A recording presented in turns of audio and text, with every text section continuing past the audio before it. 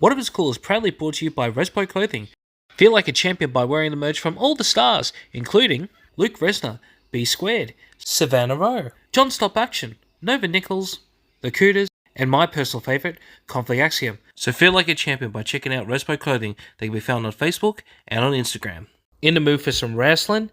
Make sure to check out the Melbourne Wrestling Show every Thursday at 10 PM on Channel 31. Alpha Pro Wrestling presents Obsession, happening on Saturday, August 17th at the Pipeworks Market. Ticket links in the description. Make sure to check it out. Before you see Obsession, make sure to also check out Alpha Pro Wrestling's Energy 7, also happening at the Pipeworks Market from 12 PM. Ticket entry is only $2. Make sure to check it out. The next show from Brainbuster Wrestling Project will be happening on Sunday, August 25th. Ticket link is in the description. Make sure to check it out.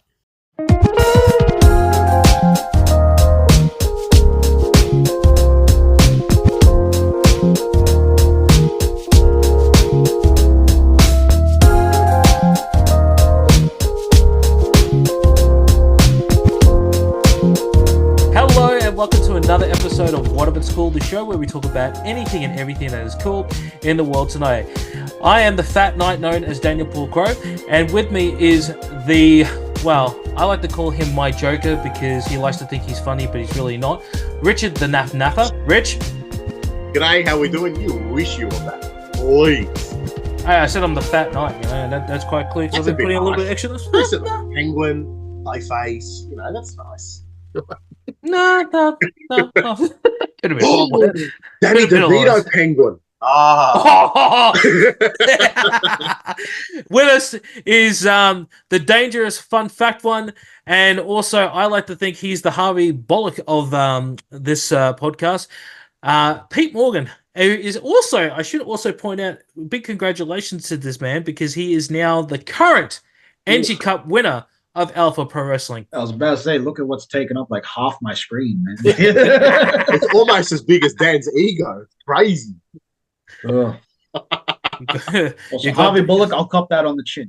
That on the chin, bro. Come on. You're goddamn right. I got a massive ego. And with us, the legend. He's an actor. He's a wrestler. He's an all-round good guy. Outside of the ring, obviously. I like to think of him as the bane of this episode because he can body slam us like no tomorrow. Tass, how are you, bud?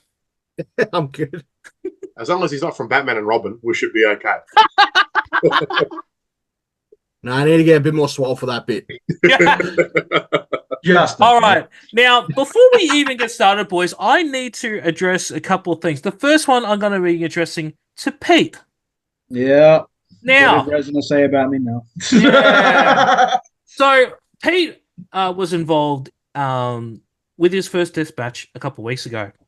Now he knew about that this was going to happen for about 3 or 4 days beforehand, and I cracked the shit at him because he didn't tell me until it happened, and he said to me, "Oh, you should talk to the owner." He knew and everything. I talked to the owner. And he told me that you knew for 3 days beforehand, and you didn't say shit to me. Yeah, I knew 3 days. I told you. I thought I told you, bro. That's what I said. Now you're changing your story. You said you. F you. I've got the message to prove it. F off. I told you. I have no idea what the heck they're talking about. Me neither. But Pete said, "Fuck you." That was. I got a razor blade here. You want a blade on camera for you? Woo! Suck shit, Dad. And we're going. Wait. Now, that's one, and now I've got the second one in the chamber. Tass. Yes. Actually, no. I'm going to refer this to Rich for a second. Rich, I know you work on the show, but you don't actually listen to the episodes that don't involve you, do you?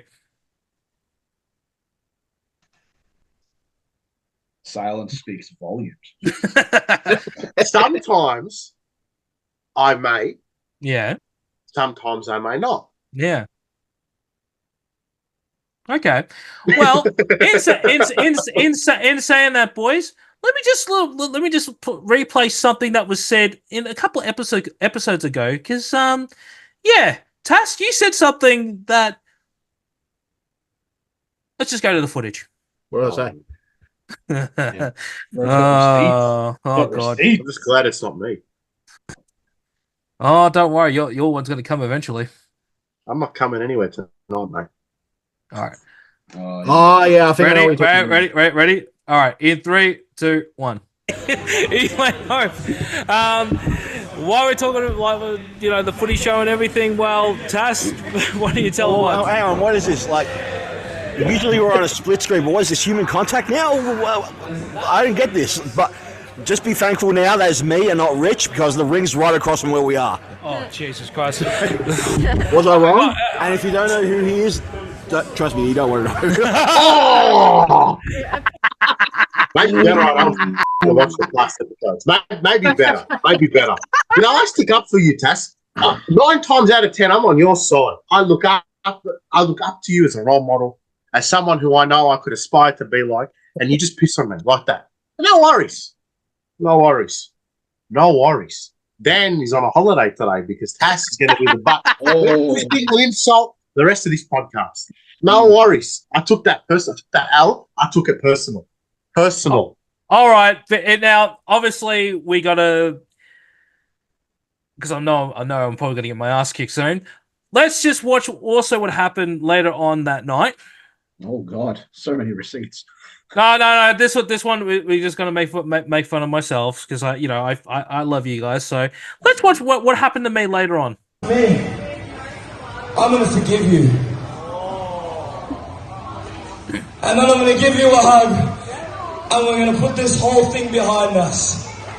Yeah? Does that sound like a good idea? No, don't do it. Boo. Like this. Over, bro.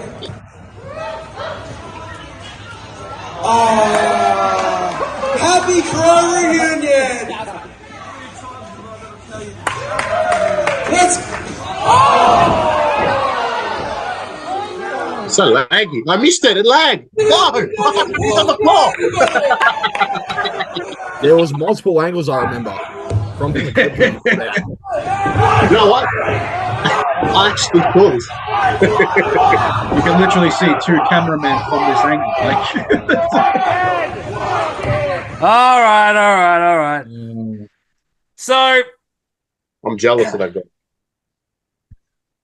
I like to firstly reiterate something I've been saying for a while now, because I said it on Reaction Wrestling Wednesdays. That is 100% my fault. Because when Adam said to me, I'm about to super kick you, right? I went, yep, don't worry, I can take it. What does my fucking dumbass brain do? It said, I knew he was going to come to my left. But what did I do? I put my fucking right arm up and said the fucking left hand. So when he went to go, bang, right in the eye. And you understand why, I don't want to take bumps in the ring? Because, clearly I'm a dumbass, so... You wouldn't last 4 seconds with me. Hey, I took it like a champ, Yeah, damn right you did. Yeah, I'm happy with it, it entertained people. I just wish what happened later on that night didn't happen, because that made it 10 times worse. I don't know. Tass, I know you don't know, but Pete, do you know what happened to me later on that night? Oh, yeah, I was there. Oh, yeah. That's right. You were the one. I was right next to you when it happened. You were the one who picked me up. Yeah, exactly. So sorry to go on a tangent, guys. I know we're here to talk about Batman, but I just want to tell this quick story. So Michael Weaver, a good friend of all of us, except for Rich, because Rich hasn't met him yet.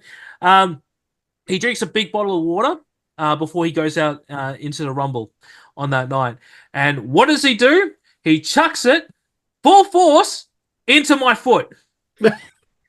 Completely by accident, too. Completely by he accident. Throws it. Doesn't even look at fucking Rich. Just throws it. And it's like, bang. The funniest part was, I'm like, how hard did he have to throw it to make Dan need to sit down? Because it's just a plastic bottle. Oh, and Paul Weaver, he had to stay in character the whole time, but I bet you he was just corpsing under his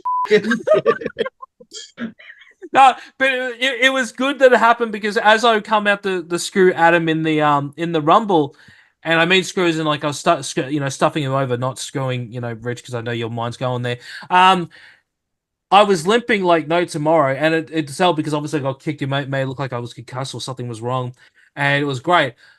As soon as Mike comes back, he's all like, dude, I am so sorry and everything. I'm like, dude, nah, it's totally fine. As long as I don't have to take your chops. and shit not, this is what he said. Oh, I didn't say that. Oh. Well, he's going to be on next show. So Yeah, I know. Tass knows what's going to happen next. Anyway, we're here to talk about Batman: The Killing Joke, the book versus the movie. I don't think you could ever be a Batman fan, a true Batman fan, if you don't own a copy of that, and B, think it's the bee's knees of Batman comic books. Yes, sorry, yes, Pete. I know you got one there. Everyone's got one. I just don't have one anywhere near me at the moment. That's the only thing. I don't have one, and I think it's overrated. Wow. Okay. With the Blu-ray in the background. What? Yeah. That was given to me as a gift. That's the only reason why. Okay, cool. Yeah. All right. Well, let's get into the book first before we get into the movie. Before we get into it, but get into the story and everything. Does anyone remember seeing it what it was like when they first saw it for the first time? Yes. Yeah. Yeah. Go for it. The first exposure I had to that, I had a VHS copy of the Adam West '66 Batman movie. Yep. And you open the VHS, and then on the side they had The Dark Knight Returns and The Killing Joke in black and white, just the covers, advertising for the comic. Yeah. So I looked at, what was that? What's the story with that? What's going on? Joker holding the camera. It's weird. I was little, about 6, 7. So I Googled it in Google's infancy there. I was Googling it up in the weird Microsoft look on the desktop with the hard drive. And I read it legally. And I didn't understand it. I didn't like seeing Barbara Gordon on the floor. And I never picked it up until my adult life. After that, it freaked me out. Pete, do you remember what it was like when you first saw it? Oh, yeah, going back years now. When I was in primary school, when I first started getting into comics, 2006, 2007, I think this was. And I was just Googling stories. I was on the Wikipedias and on the wiki pages. And yeah, The Killing Joke. Yeah, you spend hours just looking at everything, reading. And there was a few stories that stuck out to me when I was doing my Batman research. And one of them was, as well as obviously The Killing Joke, there was Battle for the Cowl, bloody Nightfall, and ones like that. But The Killing Joke was apparently, from what I saw, was just the upper echelon, the absolute peak of it all. So when I finally got around to collecting comics, it was obviously one of the first that I really wanted to get. And yeah, honestly, when I started, just the more I researched it, the more it builds up in your head. You find out, it's a story that it used to be alternate Earth, but then they made it part of the actual canon because it was so popular and because the reception to it was so great. And you find out the writer Alan Moore, all the amazing work he's done. Yes. And it's one of the only few works that he's never gone back and said, I hated working on that one. He said that about Watchmen and V for Vendetta, but he's never said it about Killing Joke. Not yet. Just give him time. Yeah. But yeah, it's been it's literally the holy grail of Batman stories. And you could nearly every time you read it or watch it or research it or something, you always learn something new. Just either a little bit or a full section of something, you always learn something new about it. 100%. Tass, how about yourself? I know we spoke about off camera, but I want to hear your whole story about it. My earliest memories of The Killing Joke was very similar to Pete's story. Just looking up on the internet different Batman stories to get into, and this came up. Killing Joke, Dark Knight Returns was another one. They were the two big ones for me at that time, and the first one I got really when I started collecting comics, because I'd done so in tiny bits when I was little, but now after I graduated high school, it got into a much more serious hobby for me, essentially. And yeah, one of the comics I picked up was from Comics R Us when they were in the city in Burke Street. Yes, I missed that shop. And, Walter yeah, Chambers, and, yeah, it, walked up. and it ended up being the first printing of the Killing Joke. They had it on the wall, and I purchased it. And yeah, I read it, like breezed through it like on the way to work at that time. And yeah, one of the excuse me, one of the most popular, not just Batman stories, one of the most popular Joker stories as well. Mm. In my head, I associate it more as a Joker story than a Batman story first. In my head, when I think of the Killing Joke, that's a Joker book. Then it's a Batman book. If that makes sense. Oh, for me, because I grew up in a household full of Batman fans, from my dad to some of my siblings and also to my cousin as well. I think I was 6 because I remember we ended up going to the comic book shop, which was outside my grandmother's house, and I remember seeing it for the first time and thinking the cover was just like freaky as all hell because obviously Joker's smiling and taking a photo. I was thinking, as I've opened it for the first time, what's the first panel that I see? Barbara Gordon. No. Oh no. Oh, Commissioner Gordon. No. Just the bit that says "Here's the crime." Yeah. Oh yeah. That is fucking nightmare fuel for a 6-year-old. Yeah. Like just that smile alone, like. Ooh, like I still get chills. I didn't read The Killing Joke until I was 20 when I got it. I think I got it from the Philippines from memory. Because I had 2 copies and I don't know where the other one went, but I'm 100% sure I got the first one. I was in the Philippines when I was 20, and when I read it, it still terrified me that one panel. I don't know what it is that just him saying here's the crime, because it doesn't even like not a scary line or anything, but it's just that panel just always gives me the heebie-jeebies. Ugh. For me, I have the same reaction to the Gordon when he's chained up and he's looking around with all the pictures. That one always gets me, always. We're into the book anyway now, but like that panel until like I was probably my 3rd or 4th reading into it, it always went over my head. I don't know why. And then when I finally like analyzed everything, I went, "This is fucked up, man." And that was originally supposed to be much more graphic too. Yes. Really? Yeah. Well, this is a mature book. You had to be, I think you had to be 15 to buy this back in the early 90s from memory. Because I remember I picked it up and the guy told me I can't look at it. And I still managed to look at that one panel.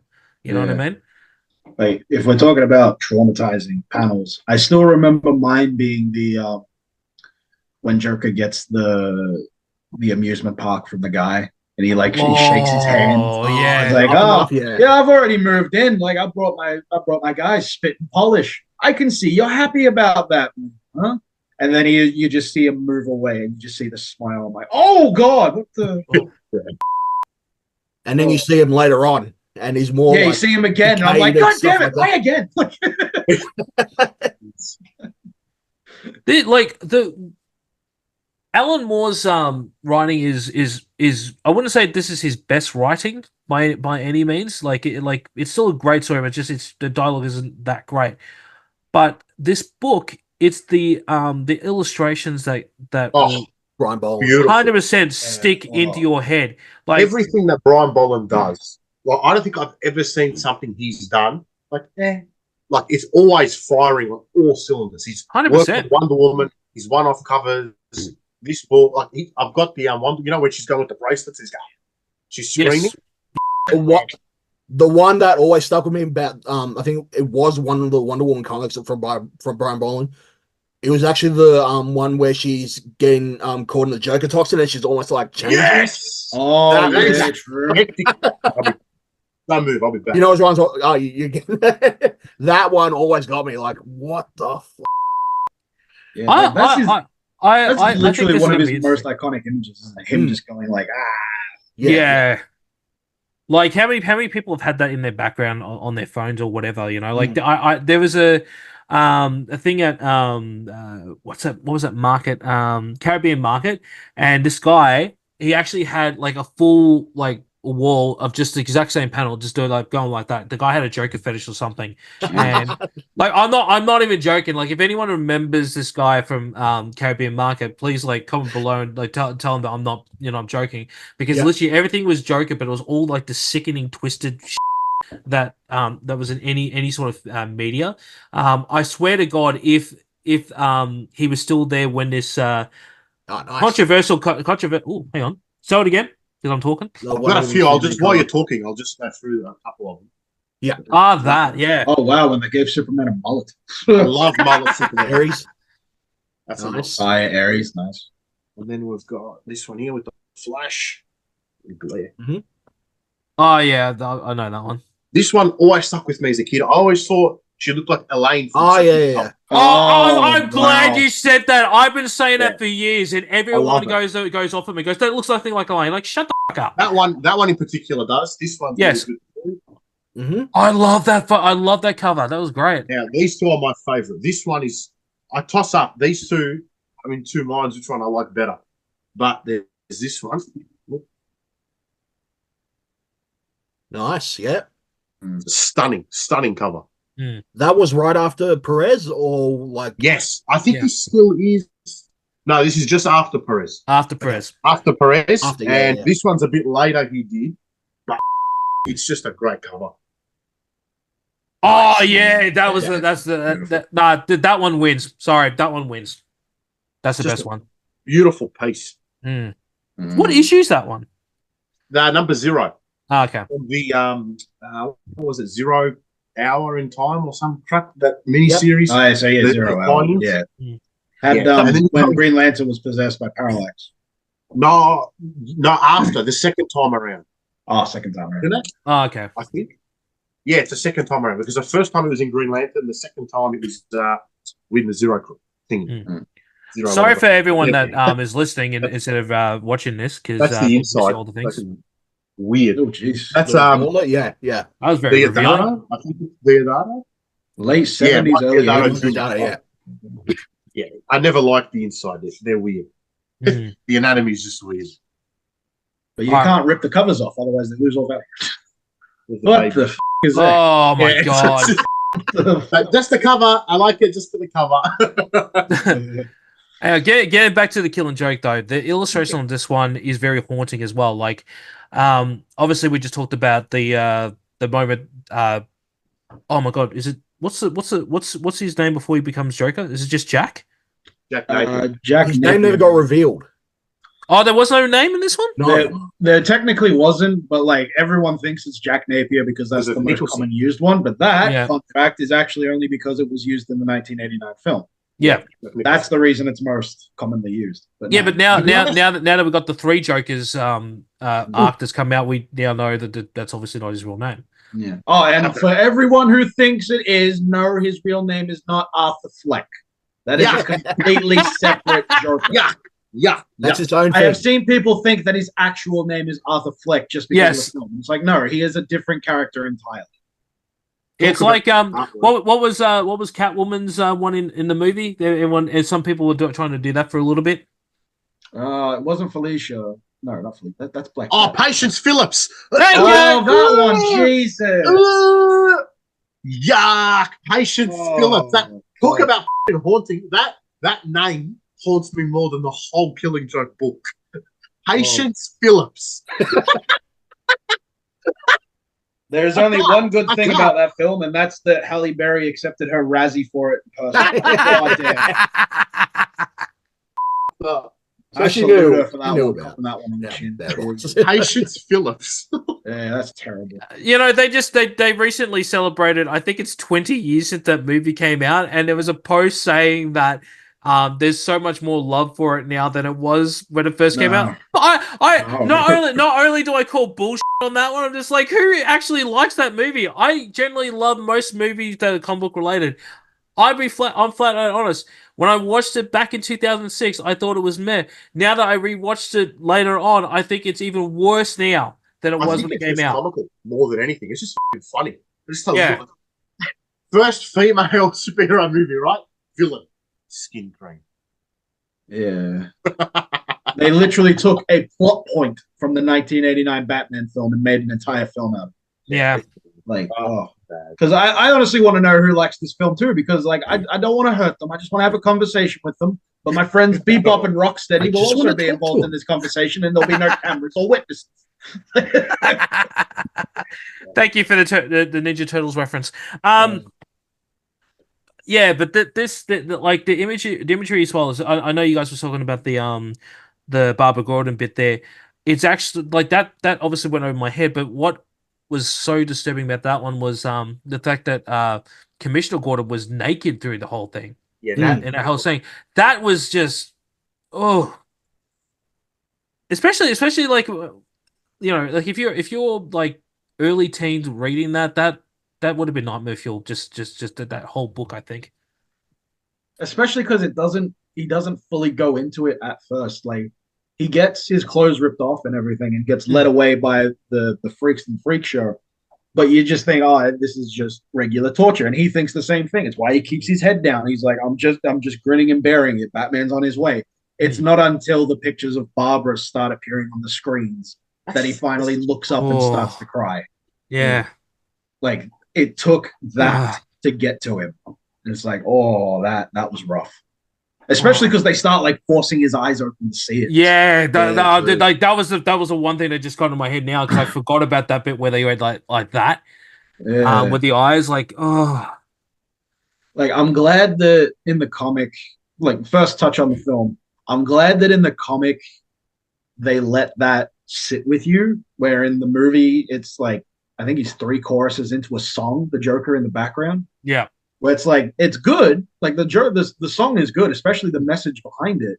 It rolls with the film, but like just letting that moment sit by itself in the comics, having nothing but the artwork, and then all you see in bright red letters is Barbara, like that hits so much harder. Yeah, 100%.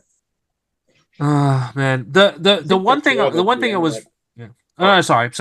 I'll make it quick. The one thing that's very disturbing about that one is obviously the Joker is singing. So if you're reading this for the first time, you've got to have that picture in the head of what how he might be singing it.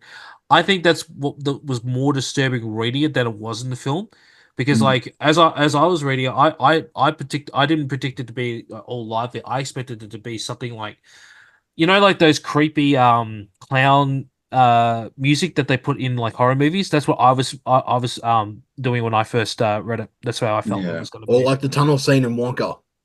Yeah. Yes. Yeah. I do you guys remember the 1990s version of It? Yes. Oh, the Tim Curry version. Yeah, you remember how like that music went eerie when like it started off like a dee dee dee dee dee dee dee, and it went dee dee dee dee dee dee dee dee, like that. That's how creepy it was for me when I was reading it, because that's what I was getting in my head. Yeah, it's funny you bring that up too, considering Tim Curry. Like this might be a fun fact for some of us, but I don't think anyone in this group. Tim Curry was supposed to be the original voice for Joker in the Batman the Animated Series. Yep. Have you heard? You can actually still hear his laugh in one of the episodes. I can't remember which one. They released some of the clips of his dialogue. Yeah, they did. They did. It is scary. Like it's bad, really bad. It's freaky as shit. If that I thought when you said it bad, like are we talking about the same thing? Like, I say we shit talking Tim Curry. It's just like no. You don't understand, bro. You want to die? That Tim Curry voice recording, if that was actually like he did it instead of Mark Hamill, the whole show changes. Tone, everything, completely. Yeah, totally. Like, yeah, it's just chills, man. All right. Well, we've had a lot of fun memories of this one. We're going a little bit of detail. We haven't gone through the story yet, but we'll do that in a second. But one thing beforehand. Yes. What type of version do you prefer in terms of the coloring of the comic? Because they redid it later on, like the one that Pete's got behind him. That's the redone version. Yeah. The one that I got is the original edition. Yeah. The first edition, which is the original coloring. And which one do you prefer?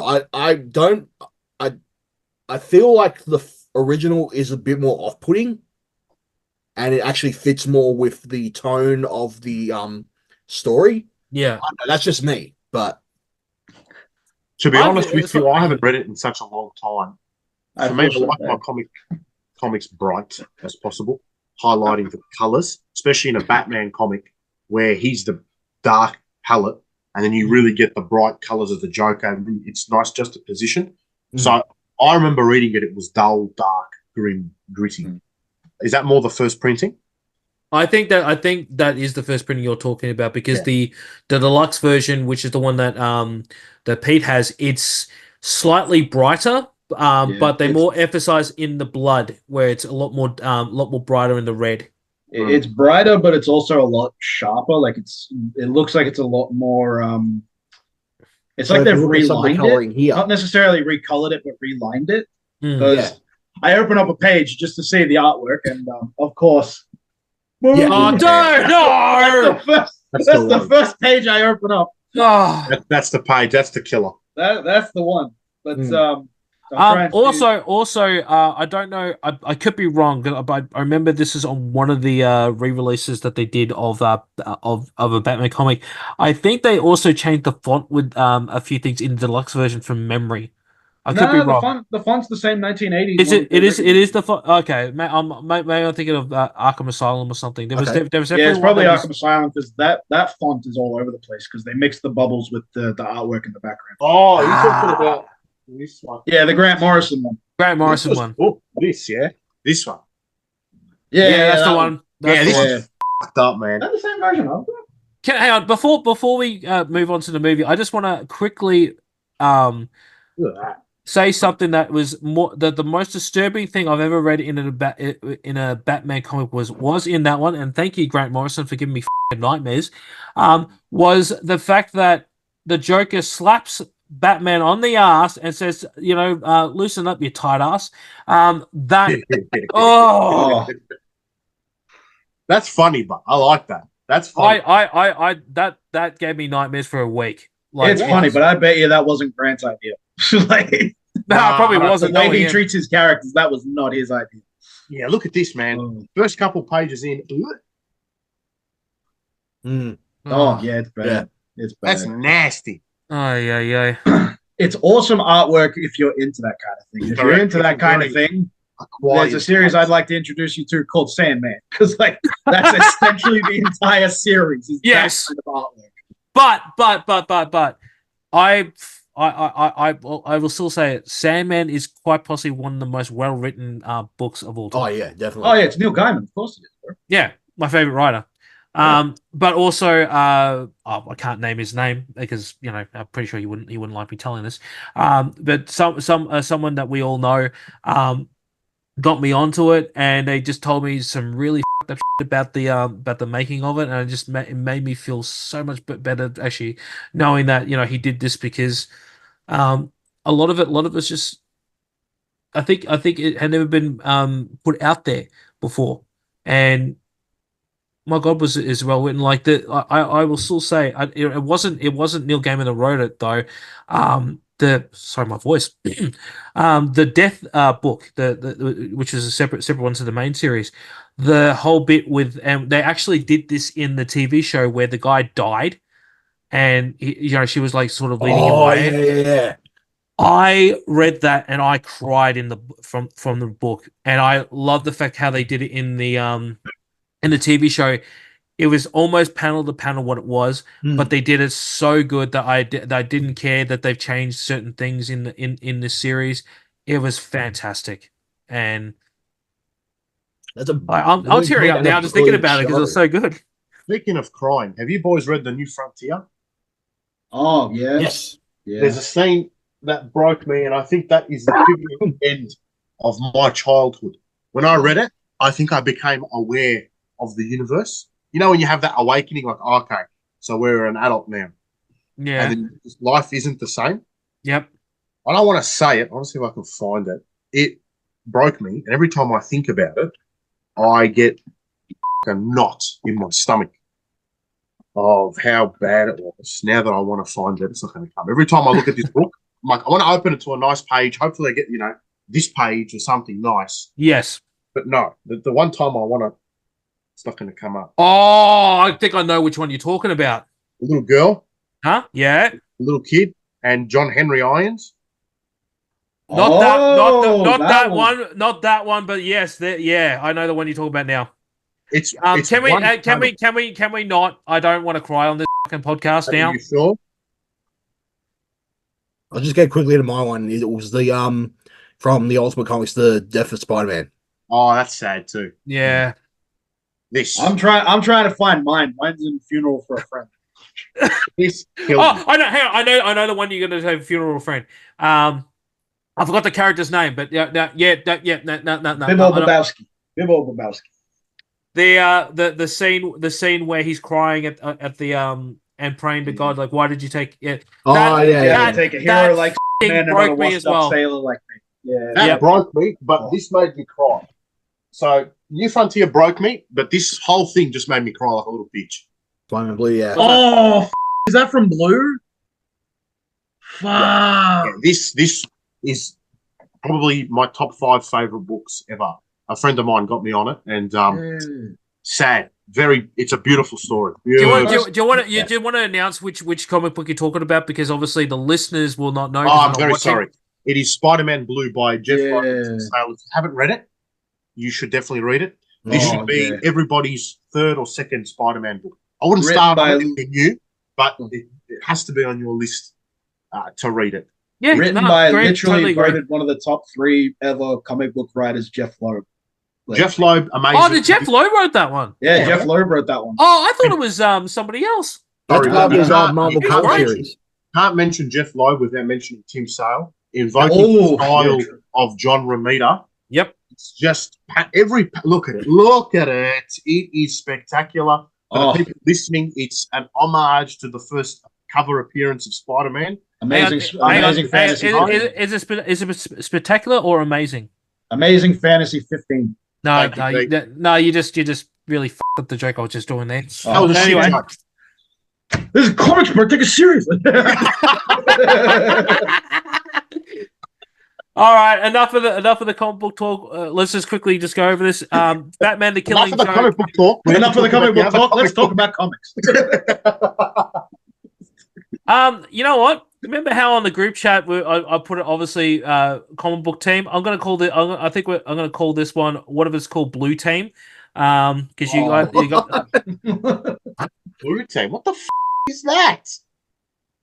Do you not fucking get the reference? We're gold. We should get the gold. No, we're not yellow. They ignore that one's existence.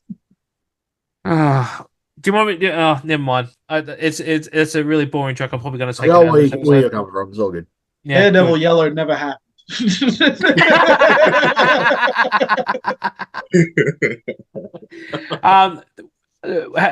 With the original book came out in 1988.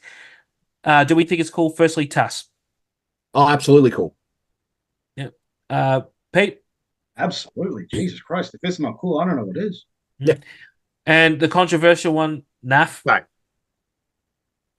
In Batman history and lore, it is cool. But I think because of its popularity and because of its overuse and bringing it into continuity, it's not. So I'm trying to have my cake and eat it too, if that makes sense. But if you're saying, Richard, just give me a fucking straight answer, yes, of course it's cool. It's a fantastic book. I am going to be controversial on this one because I hear what you're saying, Rich. I'm going to say it's not cool simply because of this. People have hyped up this comic book for so many years now, and it is actually because of that plus this movie that has turned it from being the coolest thing and the bee's knees for me for being okay. So I'm not going to say it's cool, but I'm not going to say it's bad. It's okay. If I may, Dan, when you I am going to change your mind by the end of this video, I swear to God. If I may, Dan, one of the biggest and he's gone. points Yep. as well of why the greatest is I don't like the Joker. I know it's cliche, but I don't like the Joker having an origin story. Oh, okay. That's I a much new one. prefer the Joker just an entity of pure anarchy and chaos, of no rhyme or reason, because it makes him so much more real that way. Like, To be- Yeah. To be fair, they do allude to that in this book. That's yeah, why I they get it, but it's very explicit in the way that it's done, and people have taken the ideas from this book and, that's the definitive origin. Like, if you take a toll of everybody in the world, what's the Joker's origin, right? 8 out of 10 people gonna say, "Oh, he was the comedian that fell in the acid from the Killing Joke," right? Yeah. You know what I mean? would say that. Like, I much prefer Joker just being there. Like, for example, The Dark Knight, the animated series. It's just he exists. He's a fucking psycho. Good luck. That's my taste. No, that's valid. Very valid. That's valid. Like I agree to a point because they completely like your idea is solid. It makes sense, has evidence, everything. Just the only thing with it is at near the end of the book, he says, if I'm going to, he brings it up himself. If I'm going to have a past, I prefer to make it multiple choice. Yeah. And like they took that because to make the entire backstory be like, is it real? Is it not real? You don't know. Especially because they give them different kind of backstories as the series goes on, especially in I can't remember if it was Heart of Hush or another Hush story. But the Riddler finds out who killed, quote unquote, killed Joker's family. And he's like, but I never had a family. Was that Hush or was that Hush or was that No, it was Riddler found out the identity of the man who killed Joker's family. Yeah. And Joker treated it seriously, but he never, it was in a Hush story. That's why I remember. Okay. I don't remember this being a Hush. Like it convolutes that history. Yeah, like, it messes with it a lot. Like it's human nature. We want answers. We want to know. But like I like having that, and whatever we put in our heads is 50 times worse than what could ever be put on a page. Yeah, you know what I mean. That's just for my taste. But if I had to pick an origin, this is the origin you go for. Yeah. Okay. Yeah. No, that's fine. Now, obviously the movie. When did the movie come out? Was that 2016? Tass, do you want to explain that story that you wanted to tell me, but I told you not to tell until we got onto the show? My first experience in watching it? Yeah, you lucky bastard. Yeah, so they made this movie premiere a big deal. Yes. I think it was in limited release in different areas. Yes. You're correct. I remember that. I went to the one in, is it Kino in the city? I don't know. It's that one. And it was me and a whole bunch of the other wrestlers in Melbourne went to see this in the same Okay. You're gonna name drop them. Let's see. Let's see. There was me, and it was two different theaters in the same building. So in one theater it was me, Lockie Hendricks, Tommy Hellfire, Minzy Montana, her name was. She doesn't wrestle anymore. And in another theater you had Andy Coyne, Gino Gambino, Cremator, and it's like, a whole bunch of the guys went to see this movie, and it was packed too, and they made it this big elaborate thing. They had the Batmobile at the front of the theater. Too bad it was. The movie is what it is.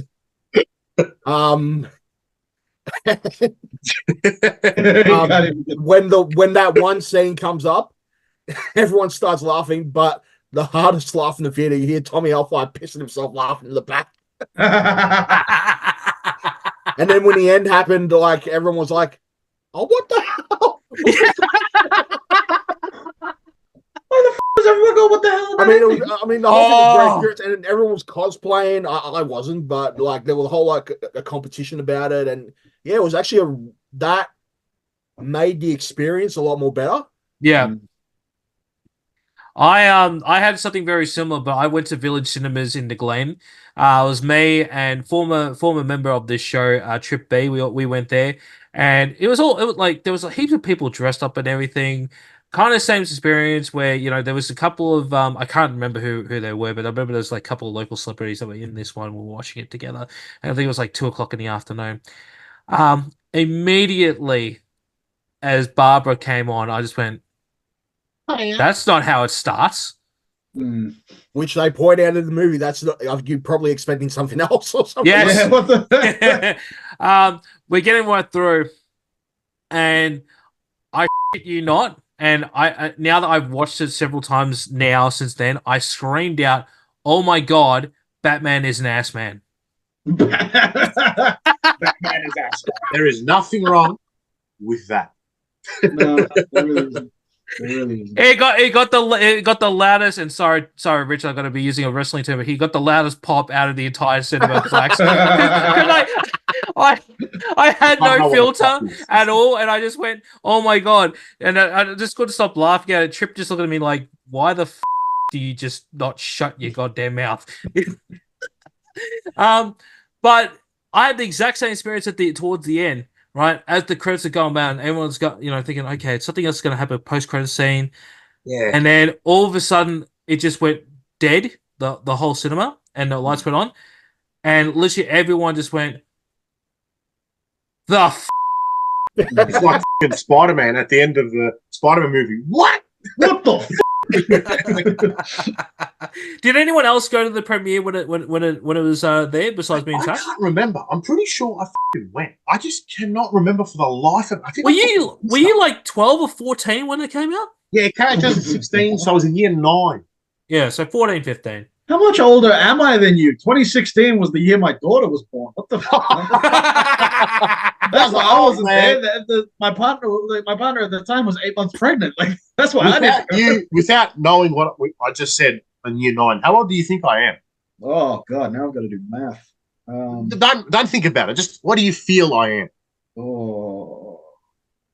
24. Yeah, you cheated. See, because you got the bias in your brain. Like before that, how old do you think I was yesterday?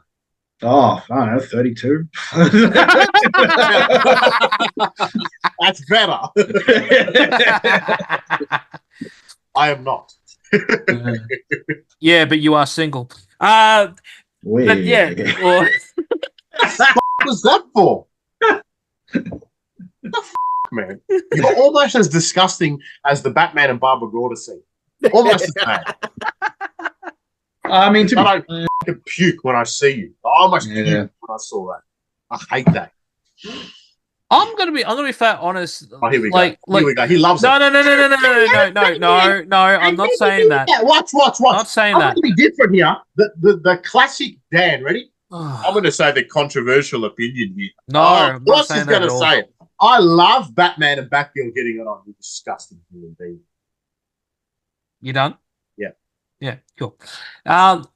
If we didn't have that whole subplot there, this movie would have been pretty dull. Let's be honest, because but you think about it, because like it's set like that whole bit, although it wasn't really necessary, but the way that they were going, it adds nothing. Let me finish my little rant, and then you can go on and tell me how beautiful I am. It sets up everything to be more empathetic to Barbara when everything happens, right? But it doesn't. But if we didn't have that, it's just going to be very dull, because it would just be like a quick origin story of the Joker, and then all of a sudden he disables Barbara. It's like, oh, okay. But without having that in it would have been pointless, to be honest. Well, with that in mind, keep this in mind, because there was a comic that was released before The Killing Joke that was Batgirl's last story, and it was the Batgirl special #1. Yes, that's one, or was it? I don't know. And it was about a villain that almost killed Batgirl that came back into prominence, and there was another vigilante going after that person. It was like a throwaway character. Yeah. And Batgirl finally caught up with this villain and took him in, and that was pretty much her last story. And they had an ad for The Killing Joke right at the end of the comic. So why couldn't they just adapt that as like its own like little like separate preview before we actually go into the Killing Joke story? Because they wanted the showcase that Batman is an ass man. That's all. That's the only reason why they had that scene. That's it.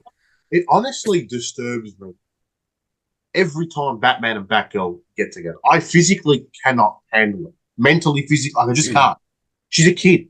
In my head, Barbara Gordon is the same age or near the bracket of Dick Grayson. Yeah. So it's just weird.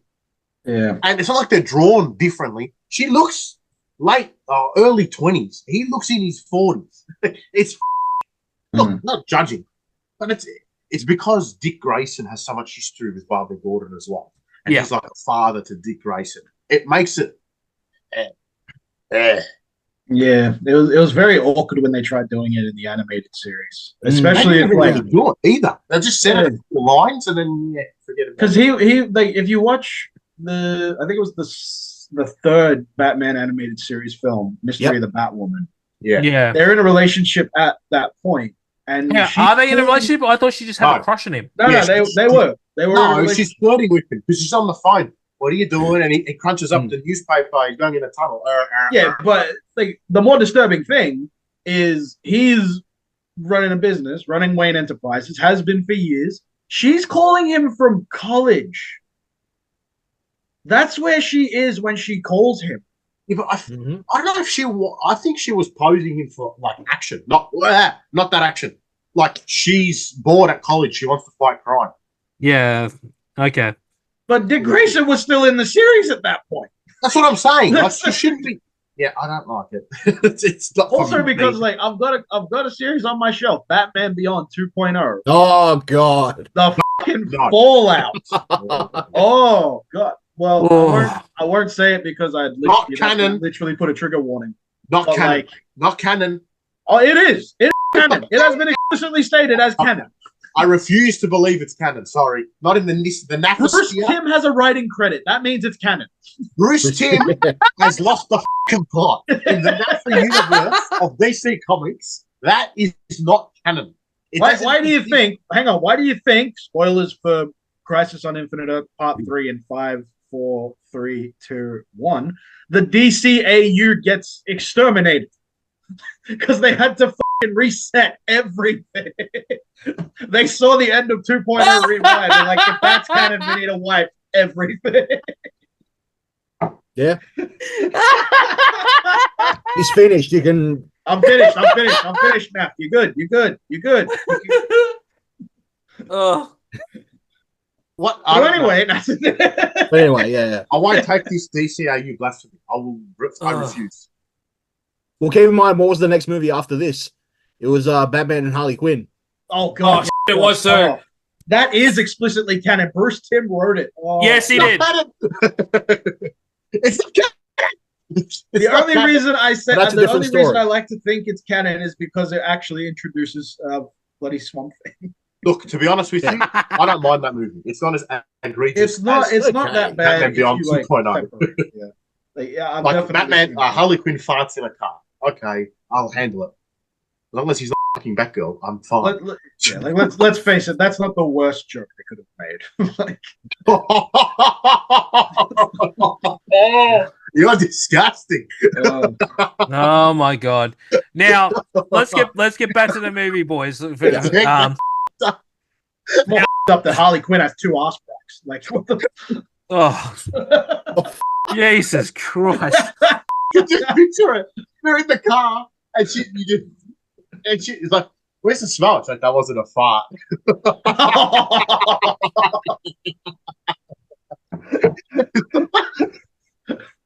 And then in the swamp, in the scene where that happens too.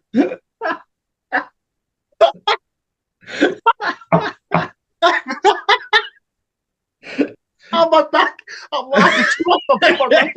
Tass, you want to just film it? Do you want to just go do another podcast while these two have a little bit of giggle? No, I was just thinking, like, what that clip that you put up at the start. Now you know why. Fuck you, Tass. Oh, that was fun. All right, let's have some decorum. Come on. That wasn't for me. That was me. At least we're not swearing. Yeah, true. That's true. Mostly. I was just talking about Queen.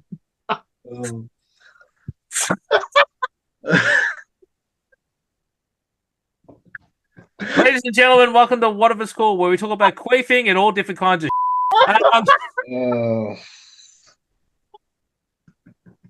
Now, back to the fucking movie.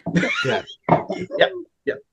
Oh, we were still on Batgirl. Oh, my God. I can't the first 20 minutes, you can kind of see the animation's different from the actual Killing Joke portion. It actually feels a lot more smoother, the animation, in terms of what you see later on. Oh yeah, that Yeah. scene where like he lights up the carnival and you see the gleam in his eyes, like that was beautifully animated. I'm just going to put it out there though, because when this movie was announced, I think it was announced in San Diego Comic Con 2014 or 2013. I remember it was ages.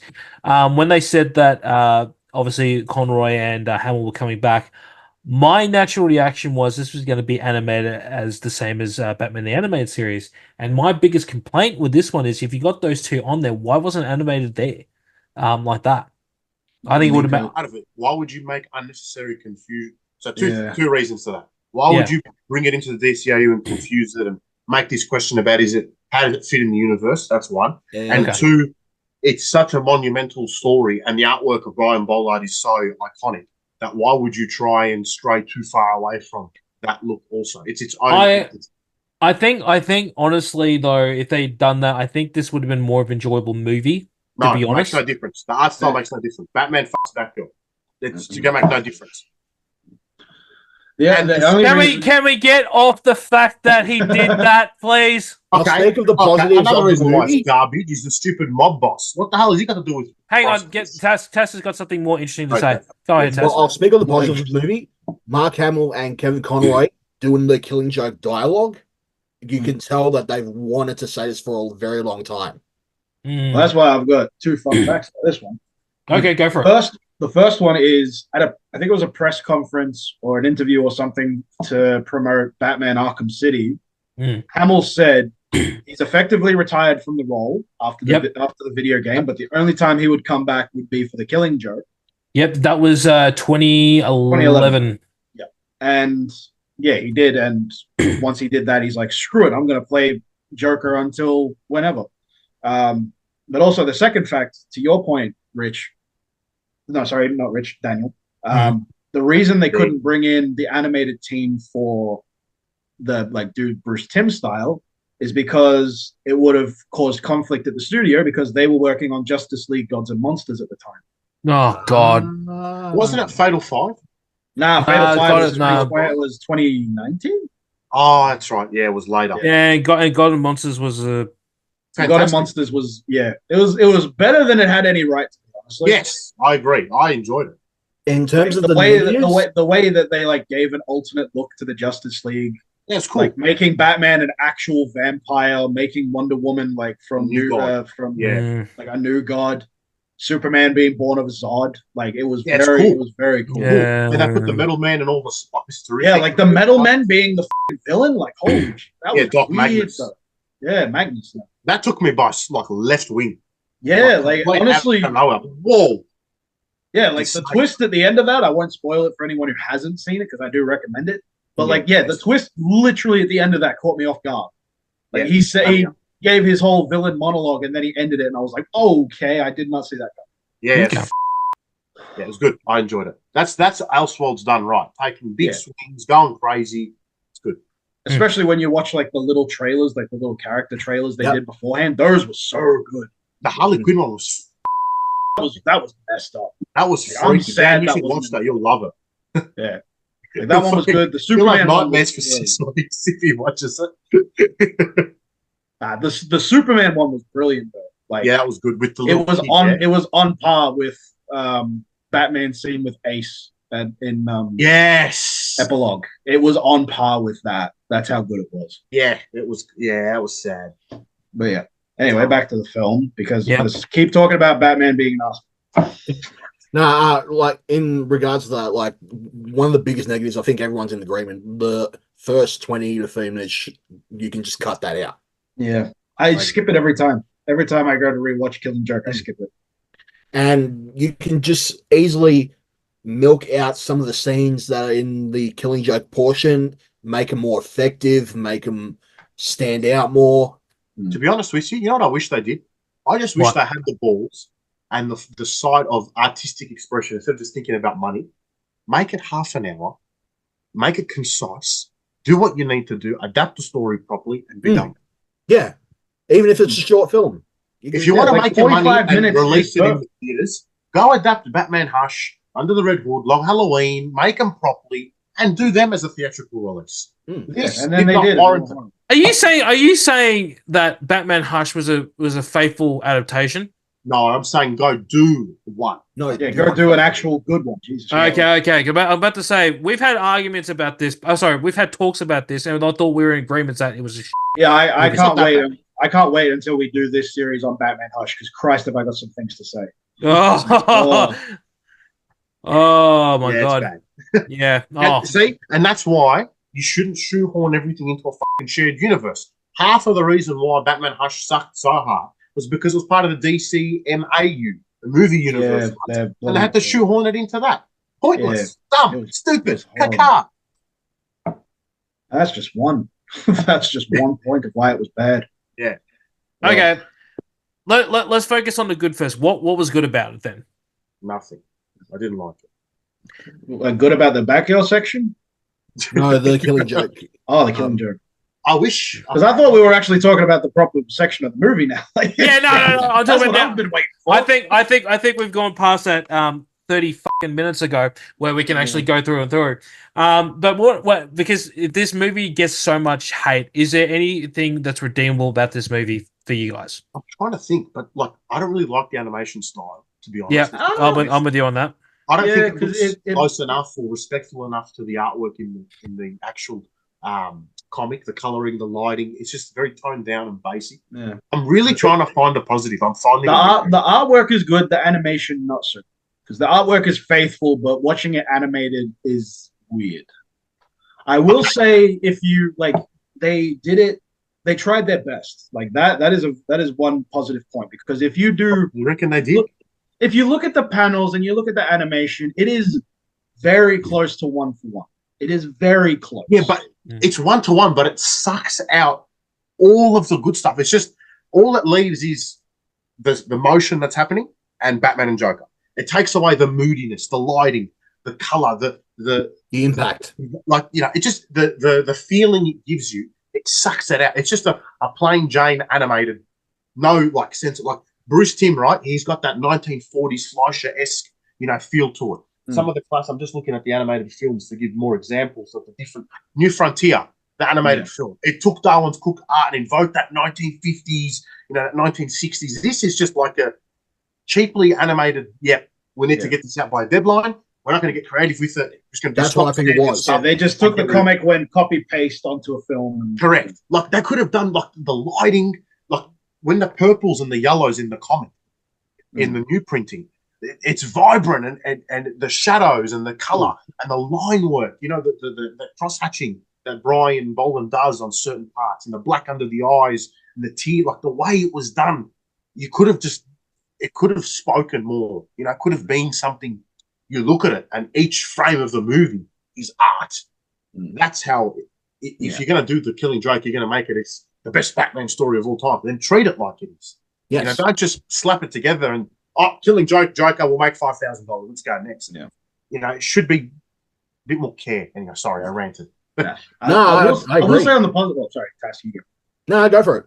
I will say, if I was listening to this, I'd probably be screaming this at my radio. Two of the positive things that do come out of this are Kevin Conroy and Mark Hamill's performance. Yep. Yes. Literally listening to Batman's speech in the cell, like, I don't know whether it's going to be you kill me or I kill you. Maybe we'll kill each other. Like, listening to that was so good. And then, like, this is a testament to how good Kevin Conroy was. The instant switch when he realizes that that's not Joker. Yep. Just grabs him. Do you realize what you set free? Mm-hmm. Like, that is just... And then you switch it straight to Mark Hamill. The emotion switches straight away because, like, oh, no, he's free. And he just talks like it's every other day. And you're like, oh, no, he is free. Yeah. Like, oh, that was a beautiful scene cut. Like, cut from one scene to another. That was such a beautiful cut because, like, it carries the emotion over, but you can still tell it's something new. Like, that is just that, and that's literally just down to the voice work. Mm-hmm. Like, oh, that is so good. And then when they do the end, like the actual Killing Joke, Mark Hamill gets to say the actual Killing Joke, and like how they play it out exactly the way they do in the comics. Because I was honestly, I was worried the first time I watched it, I thought they were gonna both laugh till the end, but they don't. They cut out Joker, just like they did at the end of the comic. Because that was the biggest comic book debate for decades. Honestly, it's still going. It is. Did he kill him? Even though, Did he kill him? Did he not? Did he just keep laughing? Like, what happened? Because the Joker stops laughing, but Batman doesn't. Like, that was so good. Well, this brings us to this portion. We're going to wait till we end, but we're really running out of time now. Firstly, shut the up. Tass, what do you think happened at the end? Did he beat him up? Did he do anything, or they just left it and he just got arrested? Well, it got revealed a while back that what really happened was they were just laughing in each other's arms when Joker got arrested, and that's how it ended. Yeah, but because what did you think when you first read it though, or at least when you saw the scene? Well, you see the police sirens in the background as well, and you hear them. So whether he killed the Joker or not, you don't really realize what's going on because it gets drowned out by the police. And they didn't do that in the movie. I was like, that could have been kept in. You just leave it up to the imagination like it did in the comic. I remember watching it with my dad. My dad, it was like to me, so he beat the living shit out of him, yeah? He just grabbed his head, smashed it to the concrete, beat him senselessly, and then gave him I love your dad's responses to stuff like that. That's hilarious. Sometimes they're pretty funny. Because let's be honest, if I was in Batman's position, that motherfucker isn't walking for at least 6 months.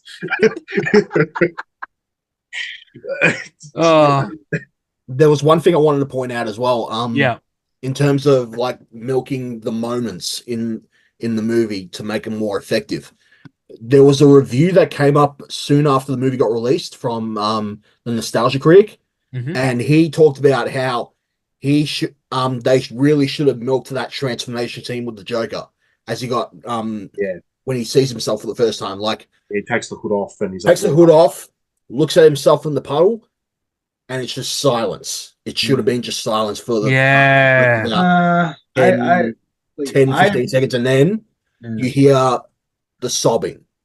I personally disagree with that. Okay. I personally disagree with that because like it's always the iconic image of him laughing. And like if you listen to it animated or if you read it as well, he has like there's only one panel between him taking the helmet off and then laughing. Because I reckon that's it. Like he goes through the chemicals, he falls in, gets shot out. He's like, my head's itchy. I can't see anything. It's all red. Can I just get this thing off? He's still talking like he's normal. But it's like as soon as he takes the helmet off, he's like, I can actually breathe. Puddle. Break. Like that's what breaks him. And it's just that split second. He's like, screw it. Like that. Like, I don't like him because I don't want him to say screw it. When he takes it off, right, looks in the puddle, silence for maybe not 15, 20 seconds, maybe like 10 seconds. He's realized it and then snaps. You can like see his brain gone. Straight away giggles and then they should have his head down. He's laughing, there's tears, and then and then you stay to that panel. That iconic panel. In saying that, though, there was a motion comic that was made on YouTube. I'm not sure who the YouTube channel was. There was several of them, I think. No, but this one actually did what you guys are saying, where they stopped and they had the sound of rain in the background. Yeah, and it's literally like I know what you're talking about. Yeah, you know the one I'm talking about. Yeah, right. Yeah, but not as good as what I just did. What? Anyway. I just took all the wind out of his sails. Everyone's going for the juggler tonight. What the But no, when they did that, I'm in agreement with Tass on this one. Well, Tass and Rich on this one, because if you had that pause, right, it's kind of like the realization, like, I'm screwed. This is what I'm going to look like now, or this is done for me. I don't like that. I don't like him losing his mind just because of his look. It's more No, than no, that. no, no, It's like- no, Literally, that It's would have been from like the everything last that's straw. happened up to that. Correct. It's That the was the last culmination straw. of No, but I wanna- everything. No, what I'm saying is like that. No, but like if we just to go to psychological thing, like that's that you know like that would think that's why I'm saying like it works on several levels like that. Mm. But just having that pause in that movie, I think that would have saved this movie. But like, and it's controversial to No, I say wouldn't that. have saved it. No, hear me out. Hear me out when I say this, right? Yes. Because one of the biggest reasons that this film doesn't work is it does fuck with a lot of like tropes of like what would actually really happen in the real world if that actually happened. Because I like watching this movie, I'm aware it's a comic book movie, right? Some of the best comic book movies or animation, right, is that we forget that it is a comic book movie, and had in this one, it would have easily made me forget, and it would have saved the movie for me. Because it's just basically just summing up, like, oh my god, all this stress and everything's gone, and now this has happened to me. What, and then the laughter. I don't know if it would have saved it. It would have made it better, but I don't think it would have nothing to save. From look, there's too many things wrong with it. Yeah, well, that's how I feel it would have got. Yeah, It would have gone. Valid. Yeah. Like I only don't like the idea of him sobbing because he wouldn't. Joker doesn't look at the kind of guy who looks at himself in the mirror and cries. He doesn't Not give me Joker, but the comedian did. the comedian, yeah, but that's where the snap happens. Like he lost his family. Yeah, but that's the transformation. Like he's not crying. It's just like, a snap, and he's starts watering. Like he's watering. Well, with what Pete's saying, they didn't have him like break down after he finds out his wife's died in the movie, and it happened in the comic. Yeah, and then the transition to Commissioner Gordon getting put through the tunnel. And that's another thing. The transitions could have been a lot more like matching because they weren't in the movie. They weren't as like spot on with matching the next image as they were in the comics. Yeah. Well, the only thing that for that bit when we go to the Gordon bit, I felt that was very shocking for me, especially when we go, bro.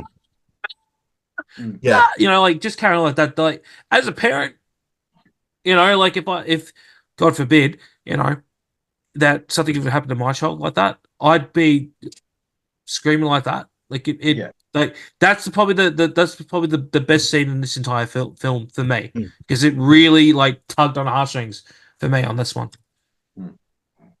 Yeah, because you would I love the subtle shift of it when the pictures do start coming up. Because by that point, Joker's singing and dancing, he's fucking having a grand old time, and then you hear the pictures and like the shift and tone of the music just it just turns from like, oh yeah, this might be fun to oh god, this is horrifying. Did you guys like the way they did the song in the movie? Because I didn't I'm mind iffy it. on that.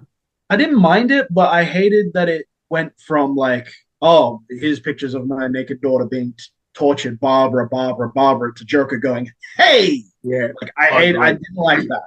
I agree. I didn't like that was the end of the scene. I agree with you on that point. Too jarring, too much of it should have just ended with like you can hear because right after that, that's when Batman shows up to the carnival. He doesn't need to sing, you laugh. Yeah, like you should have just heard a laugh and a Barbara in the distance as he shows up. So like this is what he's coming into. And a real good like Justice League animated series Joker laugh. You know the one where he gets the bag of rocks and hits Batman in the Injustice gang? That laugh. And that trails off, you know, the big and then you know that's why I liked the laugh when they did the scene in the film where he's going like the I love that scene because it sounded like Joker's laugh is always clean. He always knows how to do it. He knows the exact octave he needs to do to hit it. Yeah. But that one, it sounded like it was his worst one. Like not worst as in like his worst ever performance, as in like it physically hurt him to do. Yes. And that was exactly what that scene needed because he's not laughing because, oh, this is funny. He's laughing because his brain doesn't know how else to comprehend the situation. Yeah. Like, and that's why I love Arthur Fleck's laugh because he was told literally act like laughing is painful to you. And I think they got that from this laugh, honestly. Well, let's just call it the 2016 movie of The Killing Joke. Sorry, but my voice is just Yeah, losing we're it. just starting to go. Yeah, talking about voices going. Firstly, Rich, is it cool? No. Do you want to take that again? Because I bet you anyone the cameras did not pick that up. Just speak and then go right into it. No, it's not cool. It's caca. I already had my big speech of why If the cameras didn't pick that up, he just chucked the Blu-ray onto the ground. Tass?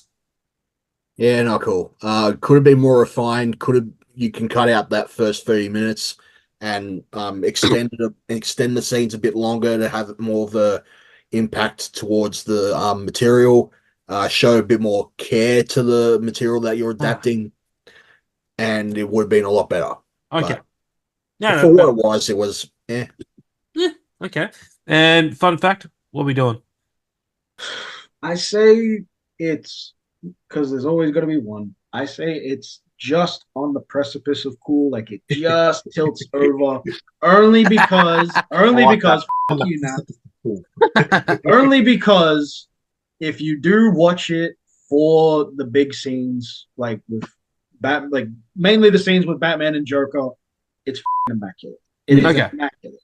If you watch anything else to do with it, it's bad, and you don't like it. But like, just it hit where it needed to hit, but everything else was so bad that it didn't save it. You know what? If I may, yes, I rather a movie be just flat out bad the whole way than having some great moments but being a shitfest. Because so like Batman and Robin, yeah.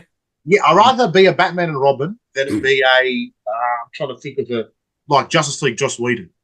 You know, like there's moments of nice things, and then it's just. I'd rather it just be like Catwoman, and I'll watch it and laugh at it. But when it's like, oh, you're almost there, it's just not satisfying. It's bad, like this movie. Fair enough. I'm gonna say it's not cool, and I haven't brought it up on this one, but the main reason why I don't think this is cool because and it's just the way Batman acts in this. He's even a more bigger arsehole than he is in any other medium. Just the way he talks to Barbara and the way he does everything. I know it's meant to be written in that way, but I actually grow to hate Batman in this movie. And in a Batman movie, you don't want to hate Batman. Like I just didn't like him at all in this one. I thought it was. I agree with you, Jiminy Cricket. I agree completely. Yeah. Jiminy Cricket.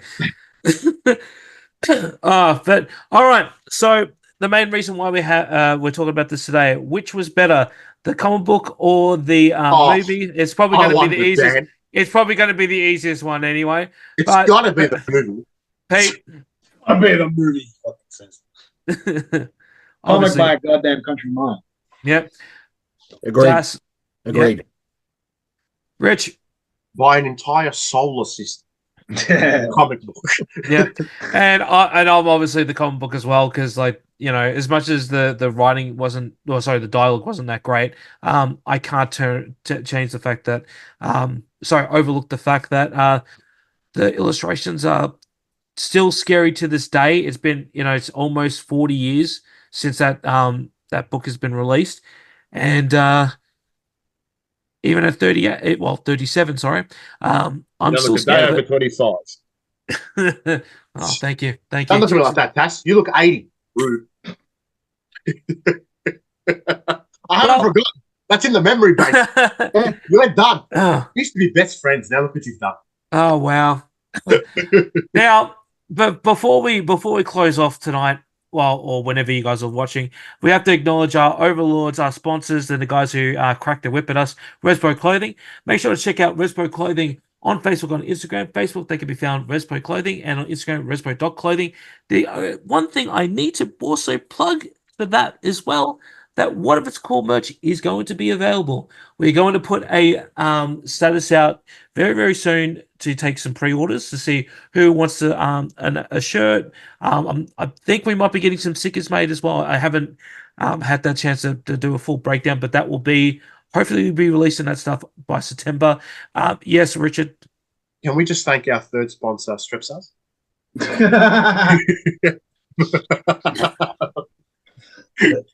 Strepsils and H2O. Strip cells, a bit of honey. Some Now- ginger, maybe. In saying third sponsors, we do have 2 new sponsors that will be being part of the show soon. Can't reveal much yet, but That's we're gonna have to. No, we can't do it yet. We'll almost as reveal. unsatisfying as the Killing Joke movie. It's just like a really unsatisfying. We will reveal it when we do the Deadpool episode, which will be coming out in a few weeks, because all of us are very excited for that one. And it's, now I have gone the route of Pete because I do not have not checked out any of the other trailers since the first trailer, and that's killing me because people have revealed to me. Famously, Tass. That I wanted to kill you. That I haven't seen anything about the final trailer. I haven't seen. Tass, did you watch it? I've seen it, but I won't say anything. Yeah, I already know. Look, they're going to go crazy. I'm not going to say anything, but Tass, it was the best one so far. It was an amazing trailer. Yeah. Made me cry. Mm. Yeah. Thank you, sir. I'm still mad you f***ing spoiled Sabretooth for me. Who Yeah. did? You. It was all Man, you put it in the chat, bro. Me? Nah, f***ing Tass did. Nah, Tass did. Oh, wait, no, I'm not his friend. Yeah, Tass. Yes, he you did. Suck. Yeah, what the f***? You suck. Sabretooth nuts. You boo. Told you weeks ago I purposefully ignore this stuff. Yeah, how could you, Tass? How could you do that to Fun Fact Pete? Shame. With that being said, don't forget to like, share, subscribe to the show wherever you get your podcasts. Want more from What If It's Cool? Make sure to check out the YouTube channel where you can find the latest episodes of Mukbang Around, Reaction, and of course the podcast. And don't forget to follow What If It's Cool on all socials. It can be found at What If It's Cool. Keep that support coming. And until next time, and of course my voice decides to break as I'm about to finish it, we'll catch you on the next one. Peace. That's if we don't kill each other at the end, because unfortunately I'm the one who started, so f*** is all.